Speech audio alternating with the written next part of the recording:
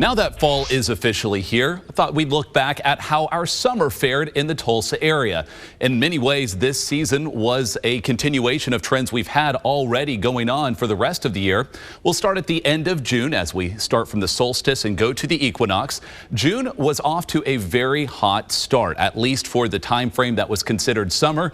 Heading into July, slightly above average, but August took quite the turn. The end of the month brought about an unusual cool spell, making the whole month 1.6 degrees below average, and we rounded out the rest of September up till now 0.5 degrees above average. When you put it all together, it was a very average summer for temperatures, just 0.1 degree above average when you factor in the lows and highs for all 94 days. Now, in terms of some of the extremes, the coolest date was September 7th when we dropped to a refreshing 54 degrees, but we had some very hot points in the summer as well. The hottest day, July 30th, 101 degrees was that high, and it felt as hot as 109 at our hottest. Mostly in the month of August, we had 3 days reaching that mark, but altogether only 2 days that we hit 100 degrees.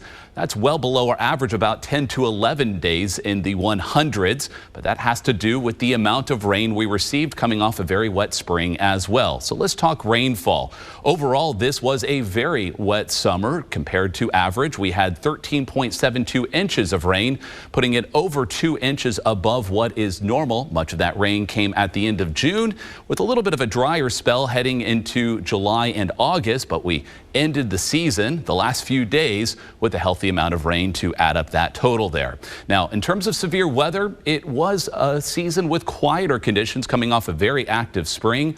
Only 3 tornadoes recorded between July and 1 in September, all in central and northwest Oklahoma. And over this window of time, we tend to average about 6 tornadoes. But keep in mind, this year we have had over 100 statewide, so a little relief coming at least in the past season.